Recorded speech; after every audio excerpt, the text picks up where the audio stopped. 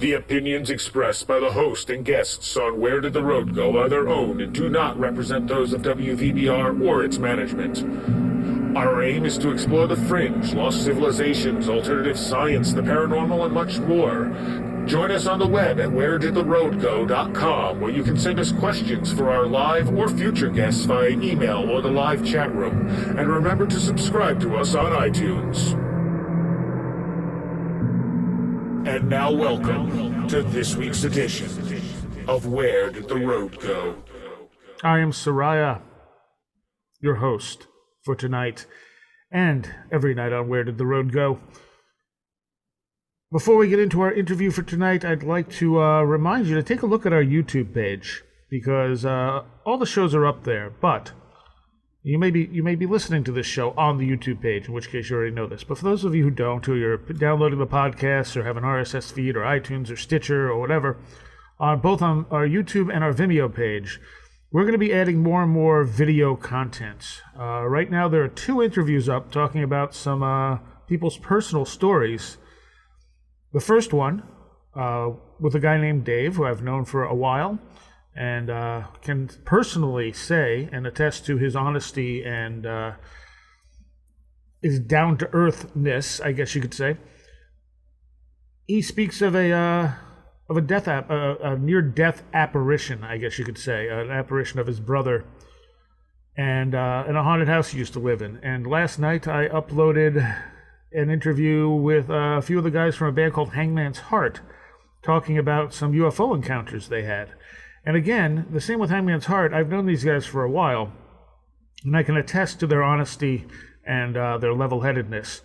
Now, if you have a story you'd like to share, please get in touch. If you're local, we can do it on video. If you're not, we can do it on phone. It doesn't have to be video. Even if you're local, we can do it anonymously. You can reveal as much or as little as you want.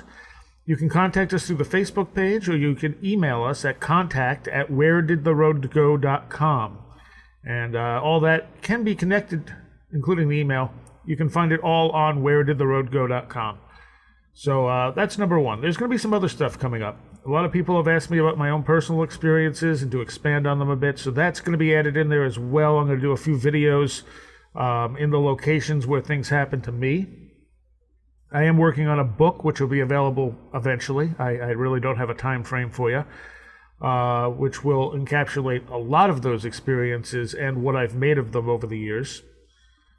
And we'll be doing some other stuff, including, hopefully, if all goes well, we'll be going to the Para-Horror Convention coming up in August. And this is a convention in Buffalo, New York, with a combination of paranormal guests and horror movie personalities. And that happens August 16th at the Dnipro Ukrainian Center up in Buffalo. And among other people there, Lyle Blackburn's going to be there, cryptozoologist that we've had on the show a couple of times, wrote the Legend of Boggy Creek and the Lizard Man book, and we'll probably be doing an extended interview with him. On top of which, there's members of Ghost Hunters International that are going to be there. The man, John Dugan, who played Grandpa Sawyer in the original 1974 Texas Chainsaw Massacre, will be there. Let's see. A host of mediums and horror movie, paranormal television show personalities will be present at this thing, including apparently Buffalo's original horrorcore rappers, Camp Crystal Lake. I haven't checked them out yet, but I'm very curious to see what that's all about. So you can check out the website at parahorror.com, P-A-R-A horror.com, and we'll be doing some stuff with them and a little video feature after the event in August. All right, so for the rest of the summer, though, we have some really great interviews coming up. We have a fantastic one with Andrew Collins. We should have David Politis back on. We have the Ghost Hunters of the Finger Lakes returning, Nick Redfern, Micah Hanks. And that's about half the summer right there. Stephen Myers will be on. Yeah, so it's going to be a busy summer. We're going to hopefully have more and more video content. And if you want to help us out by donating, go to the website, wheredidtheroadgo.com. And the more we can put together, the more we'll share with you, because I love doing this. And I'm going to share whatever we can with all of you listening. And I thank you for listening and watching, and for all the feedback and comments and the people who have donated and just everything. It's been fantastic so far, and hopefully it's only going to get better. And tonight on Where Did the Road Go, we have with us Dr. Lynne Kitai. How you doing? Doing wonderful. Thank you so much for letting me share the historic and still unexplained Arizona mass sighting of 1997.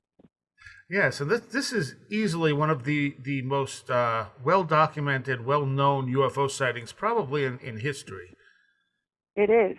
In fact, worldwide now, which is very interesting because as the story unfolds, which I'm going to be sharing at the 2014 MUFON International Symposium on July the 19th, it is very interesting how it unfolded, and the media was right on it. I have to tell you, we have such a model here for what should happen. It's not treated with ridicule or cynicism or jokes any longer. They take it seriously, professionally, and it really is a model for what others worldwide should take, because what happened here not only was seen by over 10,000 people, but the data, it's the most documented, most widely seen, and really the most important mass sighting, certainly in modern history, if not all of history. All right. Well, why don't you tell people a little bit about your background and how you got involved in the UFO phenomenon? Yeah, it's pretty ironic that actually this fell into my lap after I dedicated my life's work for almost 40 years to community education of the reality of vital health issues. I'm a medical doctor, an MD. I also have donated my time and expertise since the mid-'70s. I started at NBC in Philadelphia at KYW with Jessica Savage. She was actually my mentor while I was still in my residency, and started doing health tips, which grew into a syndication. And when we moved to Phoenix in 1980, actually they were showing my syndication, and which was pretty amazing in and of itself, and continued at NBC here, also doing health tips, and USA Cable as well. And by the mid 80s, was seeing adolescents in our practice, family practice, that were drowning in substance abuse. I wanted to do something productive and really fun for them to wake them up to the reality of substance abuse, and it started actually doing curriculums, video and workbook curriculums for the classroom, which,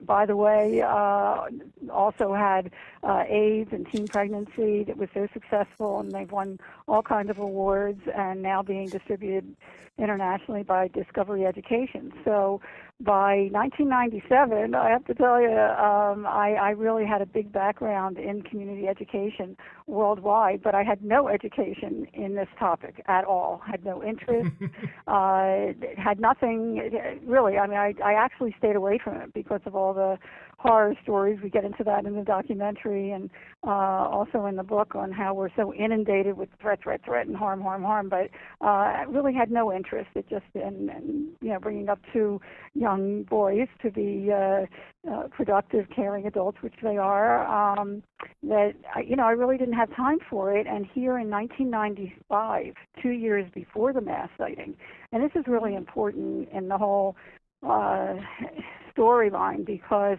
my husband, who's also a physician, and I had a very close sighting. He's from Philly as well. A very close sighting to our home in Paradise Valley. We live high on the mountain overlooking the city skyline, so we know what planes look like, and helicopters and streetlights and car lights and so forth. Well, these were a little below us, behind a private gated area, 3 orbs in a triangle pyramid formation, about 50, 75 feet above the very treacherous desert area. And I have to tell you, I mean, it was like nothing I'd ever seen or even conceived of having here on Earth. And as I stared at them intently, trying to take everything in mentally, the size, the shape, the color, they were about 3 to 6 feet each, depending on how close they were, and they were pretty close. They were oval shaped, like an egg on its side, and there were 3 distinct objects, one on top and 2 closely aligned underneath, and I call them an orb. And again, I always go back to this sighting because the light did not extend outside the edge. Light was self-contained, and it was a uniform amber color throughout. It didn't glare at all. It was mesmerizing and soothing.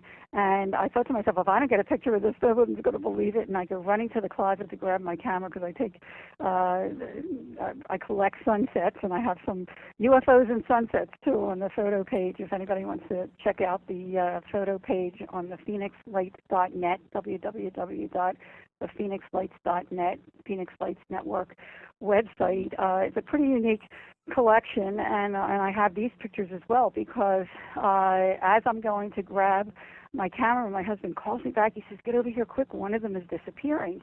And as we watch together in awe, the top orb, without budging from the other 2, started to implode like a dimmer switch, very, very slowly, as if there was an intelligence behind it. It was so mechanical. And we saw it disappear into a pea size, and then suddenly it was gone, but it felt like it was still there. And, you know, it was just an extraordinary feeling. And I jumped out on the balcony, took a quick picture of the 2 lower orbs, and immediately noticed an eerie silence, as if time had stopped. It was just bizarre. And going through my mind, and I didn't share this with us all until 2 years later, after the mass sighting in '97, I was thinking to myself as I stood there on the balcony, and it felt as intently as I was watching these 2 lower orbs that something was watching me. And I thought to myself, who are you? What are you? Do you know I'm here? I'd love to meet you. And the next thing I remember is the left bottom orb started to implode, just like the top one did. And I quickly shot a picture of that. And if you go on the photo page, it's right there.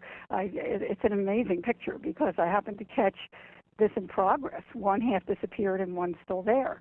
And I didn't even know who to show the picture to, I have to tell you. And by the way, MUFON has been very involved with this whole thing, and I'll share that as well in my presentation, because 2 years later, I mean, I wondered for 2 years what this advanced technology was right outside our window. I had no clue what it could have been, nor did I know anyone that was involved with the topic. So I just wondered until 2 months before the mass sighting. And again, this is really important data.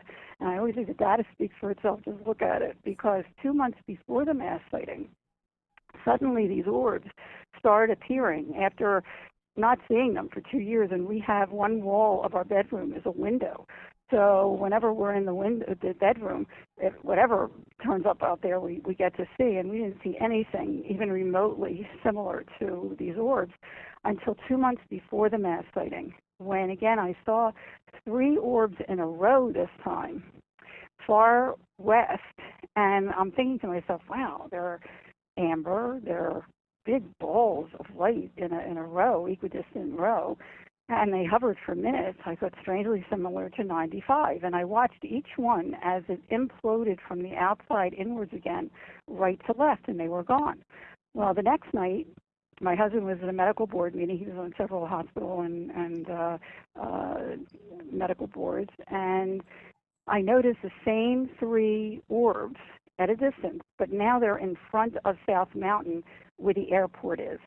And I thought, oh, my goodness, I got to get my camera and get a picture of this. And I grabbed my video camera, get out to the front area. And as I'm shooting, I got about 18 seconds worth, these 3 orbs. Suddenly, my battery went dead, and it was charged, I have to say. So I ran inside. I hooked up the battery, ran outside. They were gone. This was about 8 o'clock. About 8:30, my husband comes up the drive, and I go out there, and I said, honey, remember I told you about the 3 orbs far west last night in a row? Well, about a half an hour ago, they were right in front of South Mountain. And there's red blinking lights in front and on the mountain to warn planes coming into Sky Harbor, and they were definitely lower than them. And as I'm pointing with my hand out, they suddenly appear in the same spot. It was really freaky. And I said, oh, my goodness, I've got to get a shot of this. And I run upstairs. I grab my 35 millimeter. I get out onto the balcony. As I'm ready to shoot the 3, suddenly 6 pop up on top of the 3, massive span, over a mile wide. And I was shaking. Actually, the first picture of that series is a little wavy because I was shaking. I have to tell you, not having an explanation for 95, I didn't know what we were dealing with. Was it a mothership or a fleet or whatever? But anyway, I started shooting away and actually ran inside to call the newspaper to tell somebody to get out there to tell me what the heck it was. And they were gone. The next morning, and I did not sleep well that night, I called the Arizona Republic again, and I said, did anybody see strange lights last night in front of South Mountain? And the operator gets off. She gets right back on. She said, no, nobody called. Well, I know I called. So I said, well, we saw some strange lights. Do you know of anybody that might know what they were? She says, well, sometimes Luke Air Force Base sends out experimental maneuvers, and maybe that's what they were doing. They don't tell the public about them. And I thought, that sounds reasonable, but let me check it out. So I called Luke Air Force Base, and I have to tell you, the operator from the get-go had an attitude. And she said, I tried to be professional and said, my husband and I are both physicians. We saw some strange lights, massive span over a mile wide in front of South Mountain last night. Do you have any idea what they might have been? And she says, well, they didn't come out from Luke Air Force Base, and they didn't come into like Air Force Base, so we had nothing to do with them. And I said, well, be that as it may, somebody must know what they are. They were massive. And she says, well, you said it was in front of the airport. Maybe they saw something, the air traffic controller saw something. So I said, well, that's a great idea. Now it was a mission. I had to find out what this was. So I called the airport, right? I called the airport and got the FAA on the phone, and they were really nice. And the gal said, let me ask the air traffic controller. She left me hanging for about 5 minutes. Finally, when she came back, she said, actually, there were a group of air traffic controllers here last night that saw some strange lights, and some of them are here this morning. I said, oh, could I please talk to them just to confirm that we saw the same thing? Well, finally, one of them got on, and he's a really low-key guy. Got to meet him afterwards, and he was more excited than me. He said, did you see those 6 distance from each other hovering in information last night about 8:30? I said, yes. He said, actually, we saw 3 at 8 o'clock. I said, I did too. He said, he couldn't believe that I saw them, and he was really excited that I saw them at a distance. He said, by the way, they were, and he was very forthcoming at the beginning, they all were. By the way, they were over Class B restricted airspace, okay? They appeared over Class B restricted airspace, which is a 30-mile radius around the center of the airport, where anyone that comes into that radius, particularly at 1,000 feet altitude as these were, must call into the tower, and no one did. So they got alarmed, and they looked on radar, did not show up on radar. So they took their binoculars to look, and in their own words, they described them as 6 points of light, totally equidistant from each other, massive span over a mile wide, that seemed to be attached to something, but they couldn't quite see what it was attached to. And you would hear this again a month later, 2 months later, during the mass sighting. But one of them was a meteorologist and said that it actually turned as a unit against the wind. And that's when I actually was taking the pictures of it head on, turning into a V shape, and then elevated as a unit and went slowly behind South Mountain, which is south of the airport. So I said, so what was it? And there was silence. And then one of the air traffic controllers said, beats me. And I said, you're air traffic controller. You're supposed to know it's in our airspace, and you don't know what they were. They had no clue, and they ruled out every conventional possibility, from flares to balloons to lanterns to whatever. And we kept in contact, continued to photograph these lights up into and including the mass sighting. And there were other people, I have to mention, that were also seeing them for days before. In fact, serendipitously, and again, from day one, I had a relationship with MUFON because about 2 weeks before the mass sighting, I finally, it was getting ridiculous, and I had to find out what these were. And I asked around, and this is how close I was. A friend of a friend had a neighbor who had a friend who knew the past president of MUFON, and I said, great, let me give him a call, which I did. And he hadn't heard about these other lights, but he refers me to a field investigator who I made an appointment with the following week on Wednesday. He calls Tuesday to say that the then director, Tim Taylor, I believe his name was couldn't make it, and he wanted to be there because his mom had passed, and the funeral was that Wednesday. Could I fit it in some time else? So the only window of opportunity I had actually was Friday morning at 10 o'clock on the 14th. And he said, that's fine. Well, unbeknownst to me, the night before was the mass sighting. I had no idea. To me, it was just another night.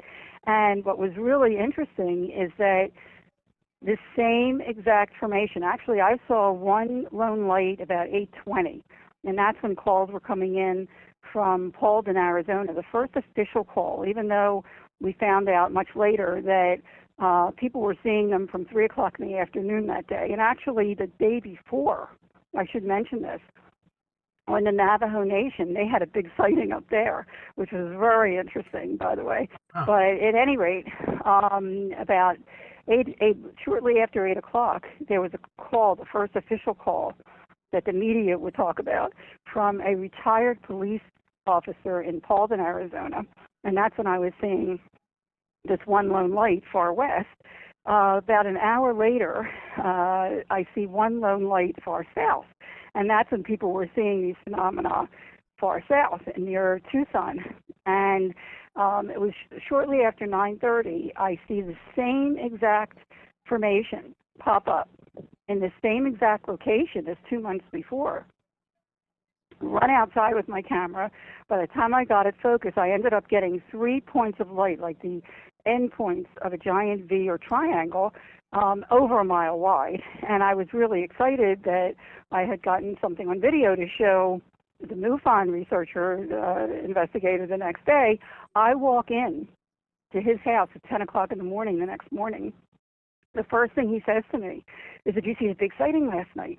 And I said, well, I saw something similar to 2 months ago that I told you about. He said, no, you don't understand. Hundreds, if not thousands of people statewide saw either these lights that seemed to, these orbs that seemed to be attached to something, or actual craft.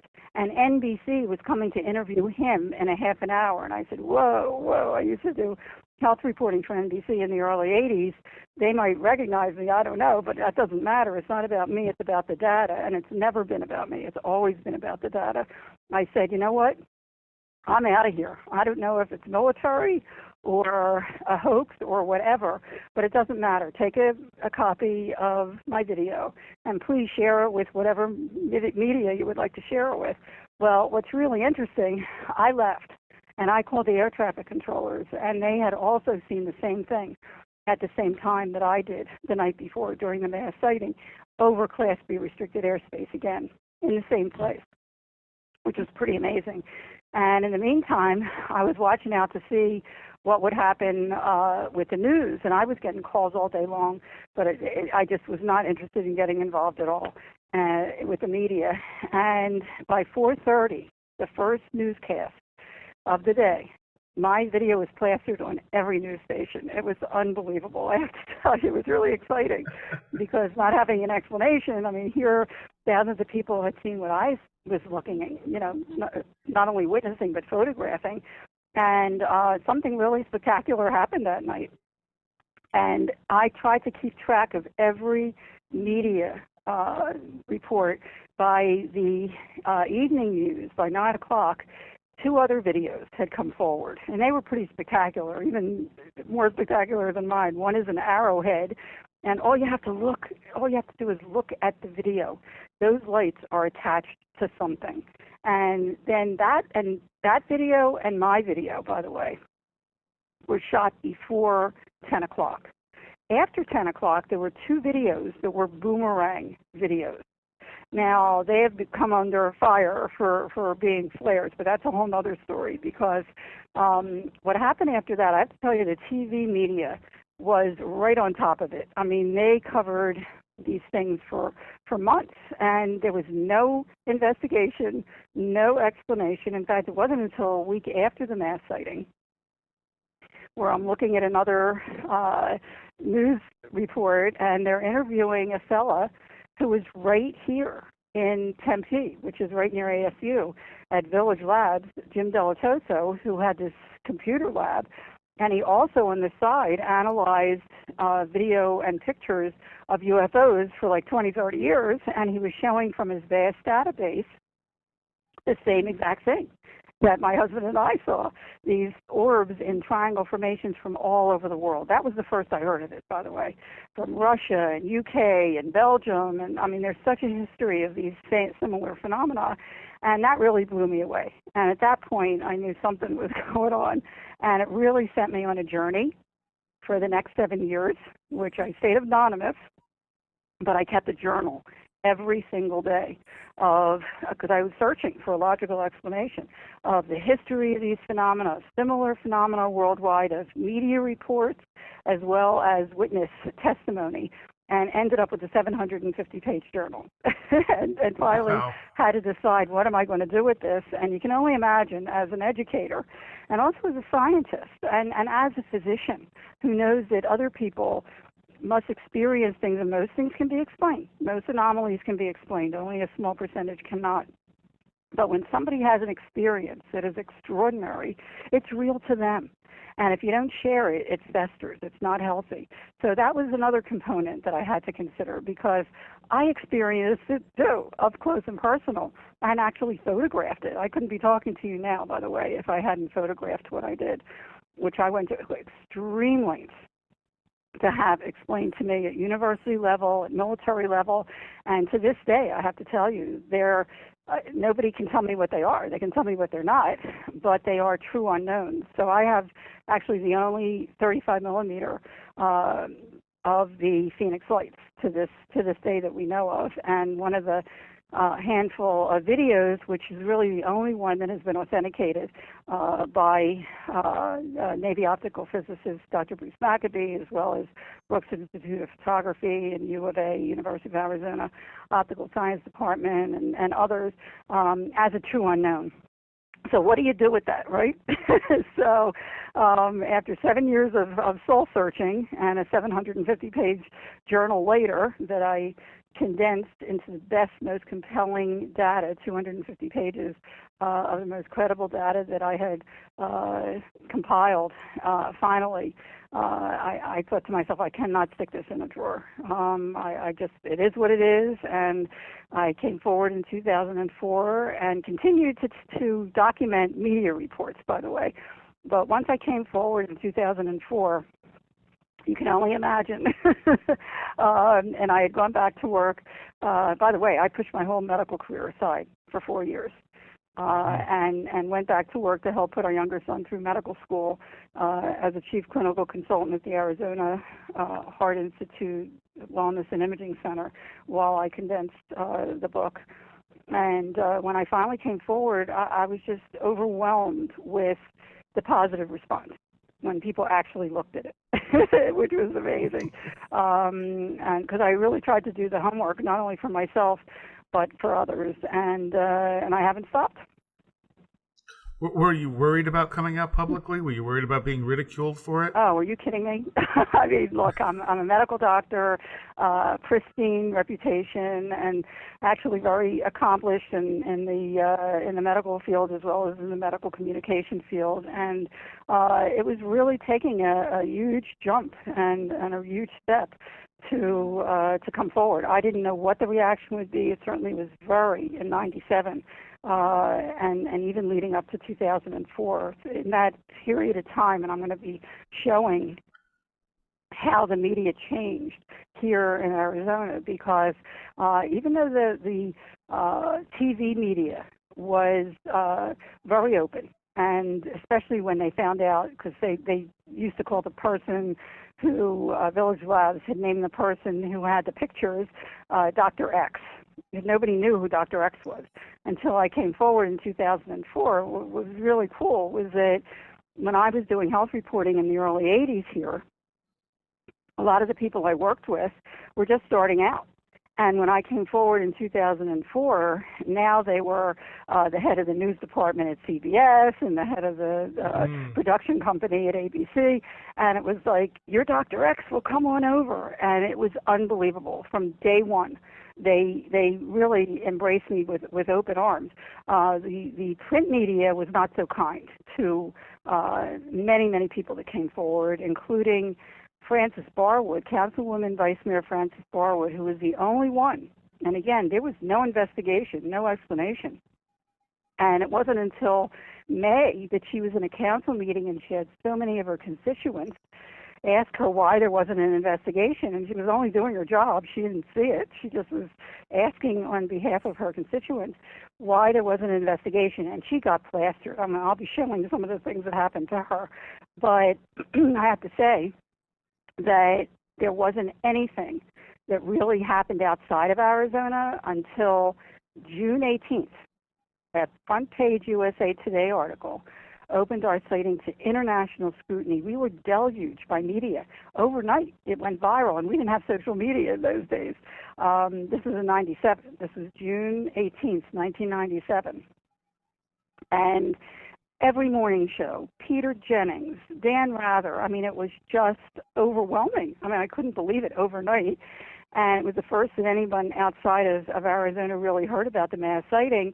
And by the late morning, this is really interesting, on June 19th, our former governor, Fife Symington, called a press conference to say that he found the culprit of the lights over Phoenix. The first time anyone had said anything in the media concerning that. And everyone took him seriously, I have to say. And by the afternoon, he has this press conference and marches out one of his aides in a giant alien head costume and made a mockery of it all. Yeah, I remember that very clearly. Yeah, which was very disconcerting, particularly to parents who were with children. And, you know, just to give you a little flavor of what people saw, I mean, we're talking 1 mile to 2 mile wide. Again, either these lights that seemed to be attached to something in a V formation, whether they were separate and had a force field in between, or actual craft. Now, let me go back to that, because if you go to the website, the phoenixlights.net, Phoenix Lights Network website, and go to the GAP page, GAP, Geospatial Animation Project, you'll see after a 12-year compilation of thousands of reports to the UFO Reporting Center in Seattle, Washington, to Arizona MUFON, to Councilwoman Frances Barwood, who was also the vice mayor at the time, as well as Village Labs, compiled by the investigators. There were actually 8 or 9 different crafts that people reported, and they were very different. And if you look at those pictures, the illustrations by Larry Lowe are just excellent, and they really describe what people were reporting, and whether it was one craft that could morph into looking differently, or the perspective from where the person was standing, or an actual parade of different crafts. And I have to tell you, that was the conclusion that the investigators finally came to, because there were many things happening. You know, most people have no clue unless they read my book of what really transpired here, because it wasn't just 1 or 2 events. It was many events simultaneously in many different areas, and not just in Arizona. They were also being seen in New Mexico, California, and Nevada. We have a pilot who contacted me to let me know confidentially that she was flying a commercial airline from Phoenix to California about 11:30 that night. And as they were approaching Nevada, Las Vegas area, they see this thing covering Las Vegas. And she calls the radar people to ask if they're seeing anything. And almost simultaneously, another pilot calls in all frantic that this thing was over him.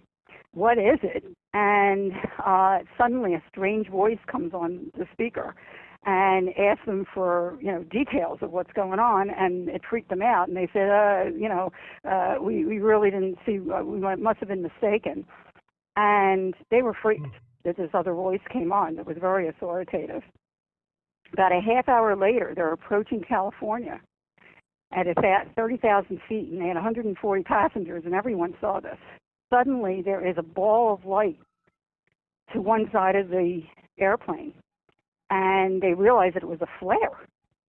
And suddenly, on the other side, very close, they said less than a half a mile, was a military jet going in the opposite direction with afterburners on. And they really got freaked out. I mean, they felt, and actually this was shared in one of the MUFON reports by this pilot, that they felt that somebody was really trying to warn them to keep it buttoned. But at any rate, the next morning as well. Well, first of all, let me say this: it's 3 a.m. the following morning. There was a call to the UFO reporting center, and we have some of that tape. It was taped, recorded. And we have some of that recording actually from the source, a crewman, an alleged crewman from Luke Air Force Base called Peter Davenport of the National UFO Reporting Center in Seattle to report in great detail that night about 8:30, one of these objects was hovering right over Central Phoenix at 7th Avenue and Indian School. And military jets were sent out to either intercept it, get gun camera film, which I have heard that they did through sources. And as they got closer, the lights started to dim. And then suddenly the whole thing just blinked out and disappeared. I mean, we're talking incredible technology here. And actually, his crewman said that it freaked out one of the pilots. He was so freaked out by it that he had to help him out of his aircraft. And then at 5:30 the next morning, there were actually a Boeing crew reported to me that they were coming in to work at Sky Harbor International Airport, and one of these objects was hovering over their tarmac. And we're talking not only many hours and many different objects and many events happening simultaneously, but those that saw it right over their head, and we have a wonderful pilot in the documentary who, in detail, talks about looking into the well, these giant light wells of like swimming energy. I mean, he was right under it, and as were many other people. And some people actually saw these lights detach from the main object, go out into the environment, and then redock with it. And others saw it take off at blink speed, totally silent. It didn't even displace the air around them. So, I mean, we're talking incredible technology, to be sure. And today, I mean, do we have this kind of technology? I've never heard of it. Well, I think if we did, it would be deeply buried in black projects somewhere. Well, we're talking 17 years since this happened, over 17 years. You would think we would have seen an inkling. But what's really impressive, I have to say, is that there are indications of this technology, particularly in indigenous cultures worldwide, since human documentation began. I mean, that's what's so amazing about this story, because these phenomena have been around for centuries. In fact, another serendipity, and I have come not to believe in coincidence, 6 months before the mass sighting, I was invited to present my substance abuse prevention education program at the Gila Bend Indian Reservation, which is actually in a basin in between South Mountain, and if you go on the photo page, you'll see that first picture. You can see South Mountain on the left, just south of the airport, but a few miles back is the Estrella mountain range, and they intersect at one point. And right where they intersect is where the Gila Bend Very Sacred Ground is located. And after the mass sighting, I happened to notice that these phenomena were popping up in that area, and I thought maybe they saw something, so I called. And they didn't usually talk to outsiders, but I got friendly with them and helped them out. And I said, did anybody happen to see strange lights on March 13th? And they started to giggle. And I said, is that funny? And they said, are you kidding? We've been looking up at them for centuries. We call them sky beings, light people. I mean, this is what they've had in their culture for centuries. In fact, there are petroglyphs right on South Mountain and the Estrellas. These are etched out drawings of the same thing that my husband and I saw outside our window, the pyramid of three lights, and what I actually photographed and filmed on March 13th during the mass sighting, as well as the boomerang, I have to tell you. And that's really come under fire for being flares. And that was the only explanation that was ever forthcoming about a month after the USA Today article. So we're talking June 25th, okay? In fact, June 24th, I got a call because I had contacted every military base statewide. I really was trying to do my homework and to see what they knew or what they, what they thought. And they were just as curious as we were. Not one of them had a clue. And some of their conversations were quite comical. I share some in my book. But I get a call on June 24th from one of the heads of PR at the Air National Guard, and she says, "Oh, Dr. Lynn, I think we know what those lights were back in March." And I said, "You do?" I was excited. I wanted to know what they were. And she says, "Do you believe in almost 5 months nobody ever looked at the log for visiting Air National Guard, and the Maryland Air National Guard was in town sending off flares in Operation Snowbird," which I later found to mean in military terms diversionary tactical maneuvers, which that has been a diversion ever since they came out with it. But anyway, she said that must be what some people saw. That's exactly what she said. And I said, well, wait a minute. When was the Maryland Air National Guard in town? She said March 1st to the 15th. I said, were they in town in January? She said, oh, no. I said, are you sure? She said, absolutely not. I said, well, I have 35-millimeter photographs of the same exact phenomena in the same exact location, confirmed by air traffic controllers the next morning as hovering over Class B restricted airspace, about 1,000 feet altitude. And she says, you never told me that. And then I said, besides, you're trying to tell me that flares that cannot keep a formation, that drift and drop with the wind, have huge smoke trails that are illuminated by the flare itself and illuminate the area around it, which, by the way, not one witness to the Phoenix Lights described that, traverse the entire state in a rock-solid, mile-wide, equidistant V formation for hours. And she says, I have a call coming in. I'll get back to you. Well, I'm still waiting. Nice. And that was the only explanation that ever was forthcoming. I have to tell you, the next day in the paper, it was plastered in the front page that the Phoenix Lights were flares. Well, to continue the story, which is really interesting, after they came out with that explanation, it was like, okay, I'm looking for a logical explanation, as were others. Fine. If it's flares, then do it again. I mean, I knew I had pictures not only 2 months before the mass sighting, but when we went back to analyze the pictures from 95, the close sighting, I was so focused on the close orbs, never noticed. And all you have to do is look at the data, look at the pictures. The same exact phenomena is in the same exact location in the distance there as well. And by the way, the Gila Native Americans in that area told me that the Estrellas got its name. It means star in Spanish because in the day, all the stories for centuries of these orbs and these lights appearing in that area. So they called it the Estrella Mountain Range. And they believe there is a gateway or portal in that area. And I'm not saying if there is or isn't, but just look at the data again. These phenomena keep popping up in that same area. But at any rate, I have pictures that prove that whoever did it multiple times, and after, by the way. Some amazing pictures after March 13th. So do it again.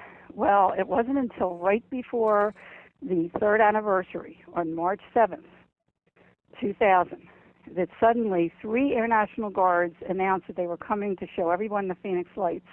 And I'm going to be showing some video from reports of just that.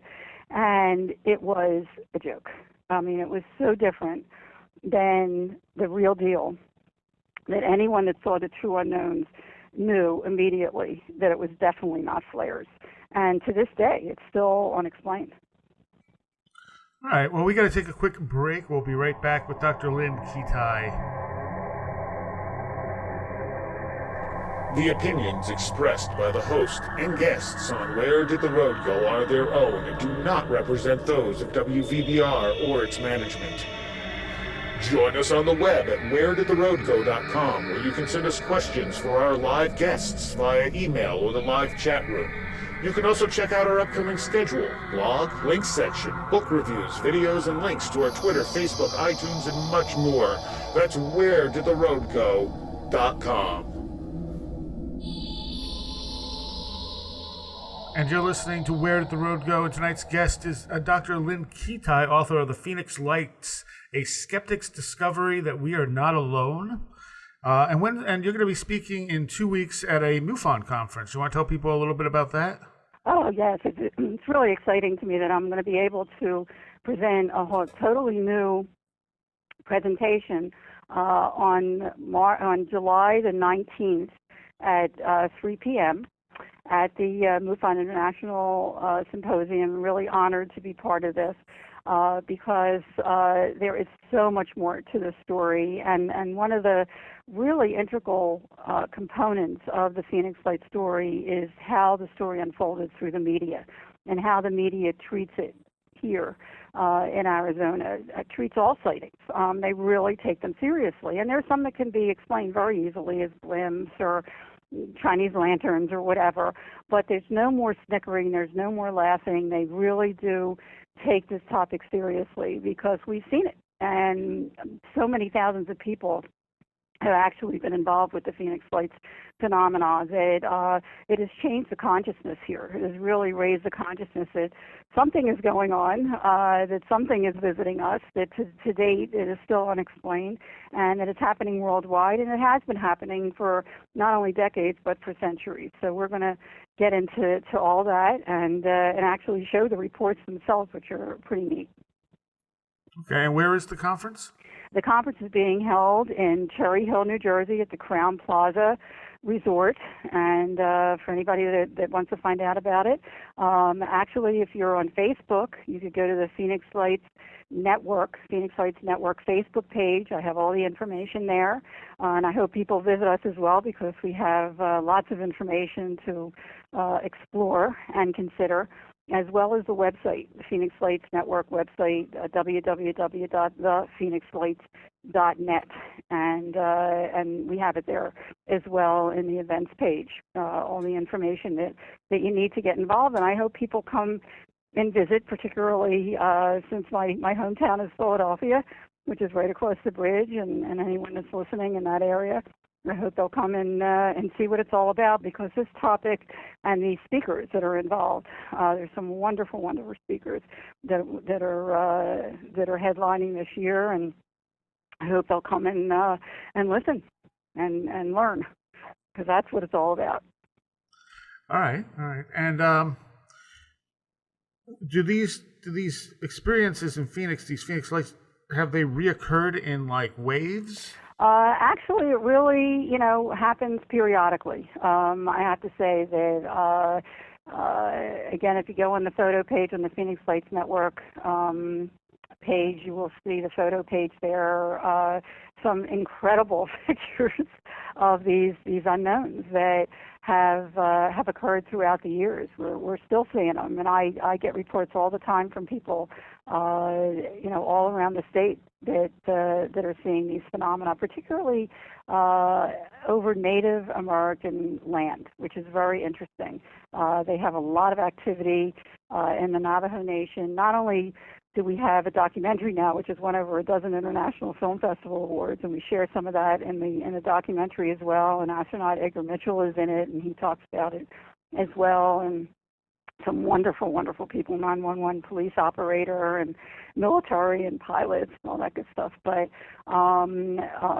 they're also guests of ours. Every year we have a celebration of the anniversary. And this past year we had some Navajo Rangers who are working with Arizona MUFON. I mean, talk about a big step forward, which is absolutely incredible that here we have law enforcement that are taking these sightings seriously and using their own tools as law enforcement to get out there and really investigate these sightings and and what's happening out there. So that's a big step forward too. But I do hope people will come to the conference. We have big names, Ben Hansen from the Fact or fiction Fake. show, and certainly we have journalist Lee Spiegel is going to be speaking, as well as Bill Burns and Linda Moulton Howe and James Fox, who has done some movies as well and includes the Phoenix Lights in his movies, as well as a whole host of other wonderful speakers. George Knapp as well. George Knapp and Steve Bassett, as well as John Ventre, who's very involved with the new MUFON show now that's being shown on TV. So there is so much to learn about this topic. I had no idea once I started looking. It opened up a whole new world for me. And that's why I came forward. It's intriguing at the very least, and it's important at the very most. And it's just an honor to be able to be included in the company of these wonderful speakers. And I hope people will come out and listen to what they have to say. All right. When's the last time you saw one of these things? Actually, the last time that I personally saw them, I think it was 2005. But they're happening all over the state, and there's people. What's amazing? I have to share this. When I first came forward in 2004, and I have to say, with great apprehension, but it's been such an adventure ever since. The official and accepted explanation, except for the witnesses, of course, and the investigators, was that the Phoenix Lights were merely military illumination flares. They never addressed the craft, by the way. But we have really come full circle with social media, with the other media. And I have to say, this year it was overwhelming with the media coming out of the woodwork, from Travel Channel, History Channel, National Geographic, besides the local media. But we're talking French TV, India TV. I mean, they're really hearing about the Phoenix Lights, and even if you go on YouTube, you'll see it's unbelievable. People around the world, and it's not just me. It certainly is other people that have come forward as well, including, which is very interesting, right after the 10th anniversary of the mass sighting, our former Governor Symington, who had mocked the sighting the day after the USA Today article in '97, came forward bravely to say that he actually saw it. He actually saw one of the craft, and that it was otherworldly, in his own words. And that's a giant step as well, because the more credible people that come forward, and I hope that my work has helped other people feel more comfortable in coming forward, because it is what it is, especially if you can capture it on film. But we've come full circle, because now people worldwide will see similar phenomena, these orbs or these triangle V-shaped craft, and they'll look up and say, "Whoa, there's the Phoenix Lights," and you hear it over and over again in YouTube videos, which is pretty exciting. People are becoming much more aware. What do you think, from studying this, what would you think is actually going on? Okay, people ask me that all the time, and I have to admit, I don't know what they are, but I know that they are, and that it's time we get this topic out in the open. That's such an important component of all this, and address it, accept it, and study it so we can find out who's driving these things. And not only that, but also move forward in our own evolution, because who's ever doing this, is certainly in their own gentle way, and I have to say this too, this is really important, in over 17 years, and I can't speak for other things, but in 17 years there has not been not one report of harm, threat, or abduction associated with the Phoenix Lights. I can only focus on the Phoenix Lights, but it has changed people forever. And that's really an important component of this too. That's a whole other conversation, and how it transformed people in a positive way, not only in real time, but long term. And that also is a very important component. And that's where the whole evolution consciousness process sets in, because who's ever doing this is not only waking us up to their presence in a very gentle, non-threatening way, but they're also waking us up to the fact that we're not alone in the universe.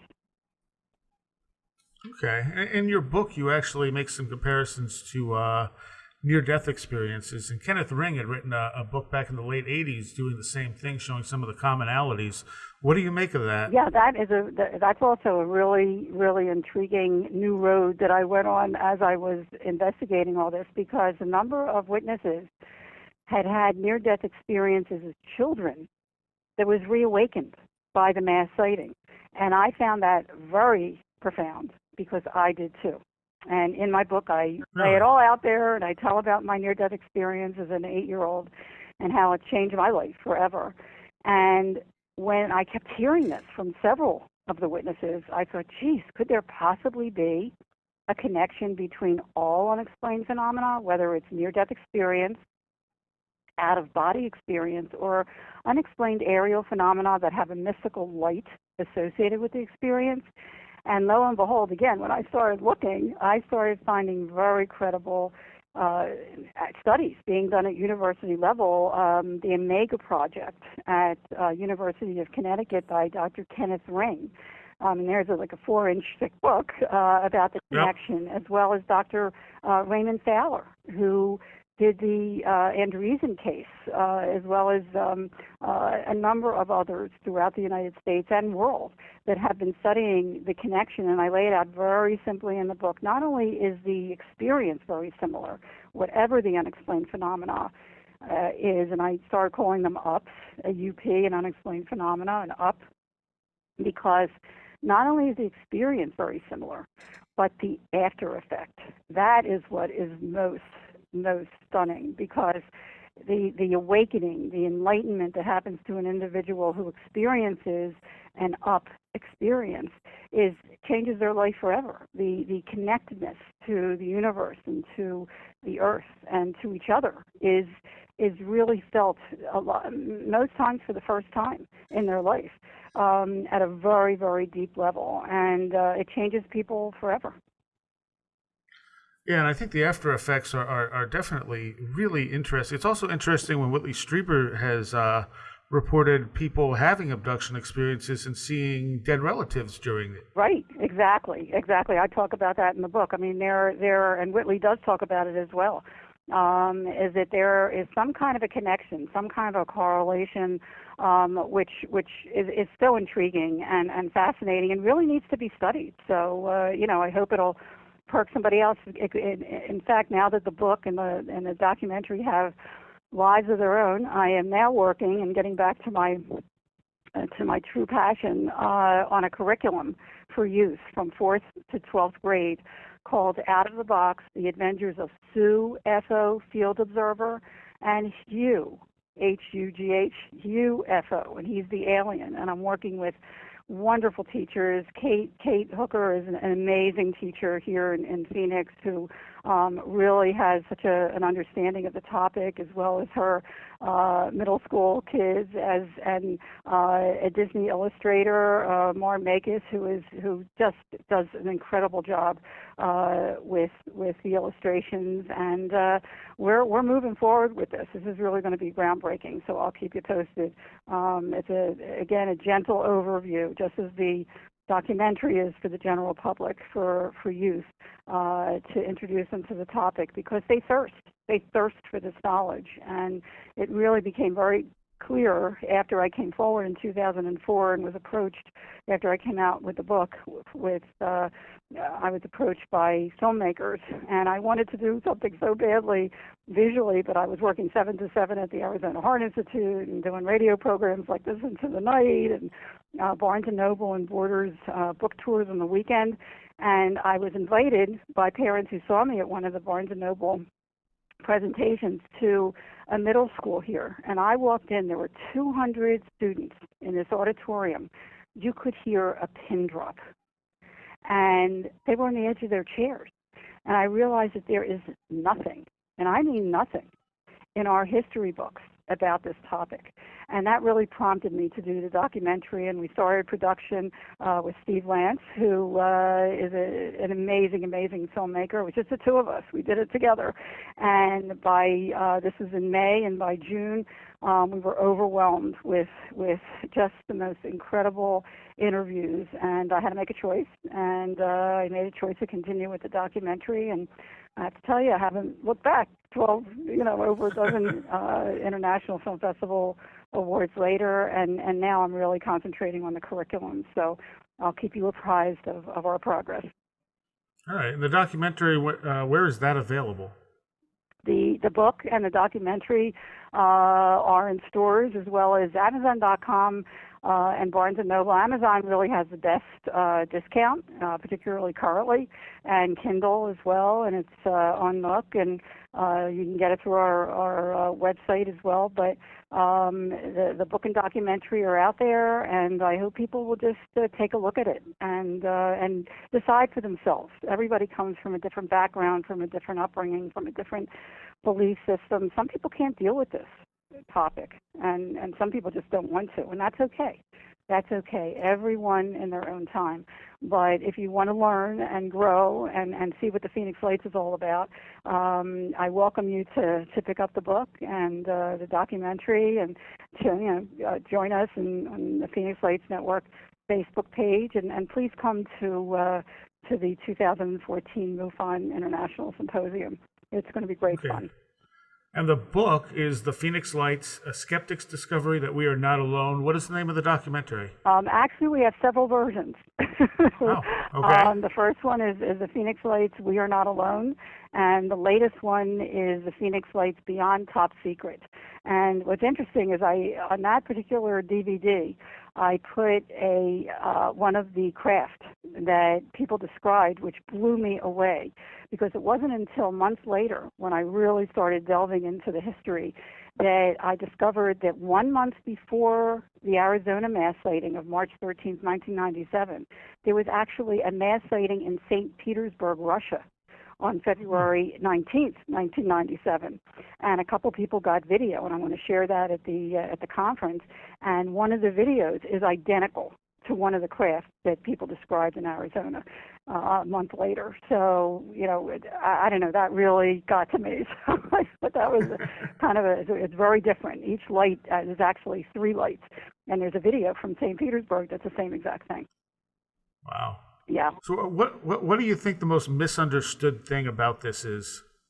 Well, I think that number one, as soon as somebody just blows the Phoenix Lights off as flares, I have to giggle, because I know that they have not looked at the data. And that includes skeptics or debunkers or whoever. That's the only thing that I say. I mean, the data is there. It speaks for itself. I just urge people to actually look at it and decide for themselves.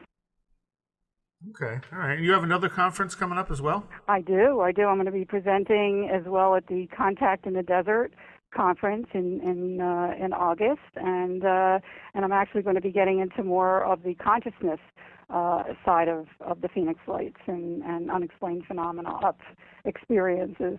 So that'll be really fun too. I'll be speaking on August the 8th at Contact in the Desert. So I appreciate you mentioning that. Yeah, it's really a thrill and an honor to be able to share the information with those that want to hear it, because it's really helping to raise awareness worldwide that something is going on, that something has been going on that is outside of our reality cube, and the more people that open up to it, and that's the first step, is just being open to these phenomena and these experiences. The more we'll learn and grow as a civilization and as beings on this planet. So, and by the way, I do have to share this too. That whether it's near-death experience or contact, there is a very, very profound message that people come back with time and time again. And it's not just the Phoenix Lights, it's all unexplained phenomena, but certainly it has happened here with the Phoenix Lights as well, is to wake up. Whoever's doing this is trying to wake us up to what we're doing to the planet and ourselves before it's too late. And if that's not an important reason to come forward, I don't know what is. So I hope that people will learn and grow and really take stock, and that we're not alone in the universe, and that we can really make this world a better world. And how do you think the media has changed since the Phoenix Lights happened in '97 to now? Have you seen the media change drastically in the way it approaches these things? Well, actually, when, as I mentioned earlier, I mean, when I first came forward, and actually from day one, the TV media here, because one reporter in particular had actually seen the mass sighting himself, and he wanted to get to the bottom of it, and he did some incredible reports, which I'll be sharing at the MUFON International Symposium, and very credible, very professional. There was no laughing or snickering or music playing or little green men. The only time that there was any kind of ostracizing, and certainly there has been, certainly in the United States for years, and certainly at the very beginning, the witnesses that came forward, as well as Councilwoman Frances Barwood, when she came forward, really got plastered by the media. I was very content to keep anonymous for 7 years, doing my own homework, and in those 7 years, particularly when I finally came forward, and people realized that after having done medical reporting in the early '80s, they really accepted what I was doing with open arms. I didn't get any flack at all. I mean, they were actually excited that somebody was coming forward to lend credibility to the topic, and they knew that I wouldn't have come forward if I didn't do my homework and I didn't think it was important to do so. So I've been really, really fortunate in that behalf, and I have done shows worldwide. I mean, National Geographic a few times, as well as Travel Channel, History Channel, and so forth. And I really try to vet whoever is going to be interviewing me and let them know this is not a joke. And if they want to take it as a joke, or they want to do any kind of debunking or discrediting, which is very scary, in this day and age, that I'm not interested. And I have turned down quite a number of things, and happy that I did, because the shows turned out to be a debunking tool. But it's really been a joy for me and a wondrous adventure, and just going with the flow, and we'll see where it leads. But in the meantime, the information is there if people want to take a look at it, and I hope they do. All right, and the website one more time? Is the Phoenix Lights Network, www.thephoenixlights.net, and also Phoenix Lights Network Facebook page. Please join us there. I post at least weekly updates, and there's phenomena happening, very similar phenomena happening worldwide all the time. So, I welcome people to come there as well. All right, and we've been talking with Dr. Lynne Kitai, and we'll say Kitai, author of The Phoenix Lights, The Skeptic's Discovery We Are Not Alone. And if you're interested, she'll be speaking at the MUFON Symposium in 2 weeks on July 19th, and that's where? That's at the Crown Plaza Resort Hotel in Cherry Hill, New Jersey. All right. I thank you so much for spending some time with us. Thank you for letting me share, and I say this to people all the time. Keep looking up.